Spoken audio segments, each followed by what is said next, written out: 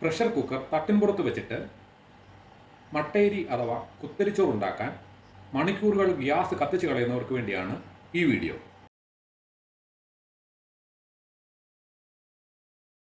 1 kilo മട്ടയരി വേവിക്കുന്നതിന് ഏകദേശം 8 litre തിളച്ച വെള്ളം ആവശ്യമുണ്ട്. വെള്ളം തിളപ്പിക്കാനായി ഞാനിവിടെ ഇലക്ട്രിക് കെറ്റിലാണ് ഉപയോഗിക്കുന്നത്.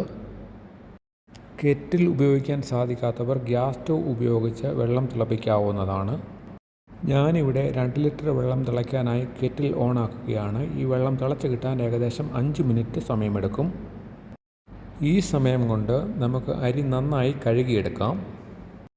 നമ്മുടെ 2 ലിറ്റർ വെള്ളം തിളച്ച് കിട്ടിയിട്ടുണ്ട്, അതൊഴിച്ചു കൊടുക്കാം.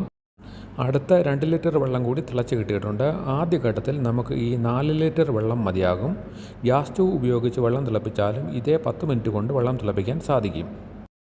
ഇനി നമുക്ക് കുക്കർ മൂടി വെച്ച് സ്റ്റൗ ഓണാക്കാം. ഹൈ ഫ്ലെയിമിലാണ് കുക്ക് ചെയ്യുന്നത്. 5 മിനിറ്റ് കൊണ്ട് വിസിലടിച്ചിട്ടുണ്ട്. ഒരു വിസിലടിച്ചാൽ മതിയാകും. ഇനി നമുക്ക് കുക്കർ സ്റ്റൗവിൽ നിന്ന് ഇറക്കി വെക്കാം. പല ബ്രാൻഡിലുള്ള അരികൾ പല വേവായതിനാൽ 10 മിനിറ്റ് മുതൽ 20 മിനിറ്റ് വരെ സമയമെടുക്കും ഇത് വെന്ത് കിട്ടാൻ. ഇനി നമുക്ക് അടുത്ത 4 ലിറ്റർ വെള്ളം കൂടി തിളപ്പിച്ചെടുക്കാം.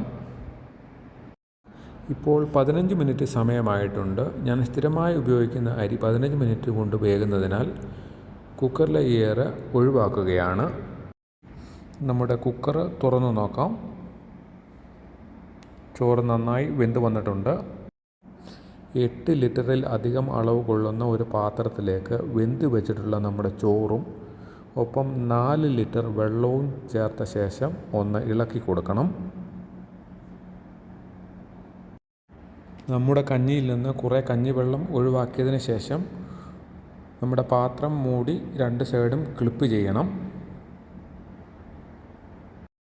കഞ്ഞിയിൽ നിന്ന് വെള്ളം പൂർണ്ണമായി ഒഴിവാക്കുന്നതിനായി ഇതേപോലെ ബക്കറ്റിലേക്ക് ചരിച്ച് വെക്കാവുന്നതാണ്. അല്ലെങ്കിൽ നമ്മുടെയൊക്കെ വീടുകളിൽ ചെയ്യുന്നത് പോലെ പരമ്പരാഗത രീതിയിൽ തന്നെ ചെയ്യാവുന്നതാണ്. ഒട്ടുമിക്ക ആളുകളും കുക്കറിൽ ചോറുണ്ടാക്കുമ്പോൾ ചോറ് നന്നാകാതെ പാളിപ്പോകാറുണ്ട്. ഇതിന് കാരണം കൃത്യമായ അനുപാതത്തിൽ വെള്ളം ചേർക്കാത്തതാണ്. 1 കിലോ അരിക്ക് 8 ലിറ്റർ വെള്ളമെങ്കിലും ഉപയോഗിക്കേണ്ടതാണ്.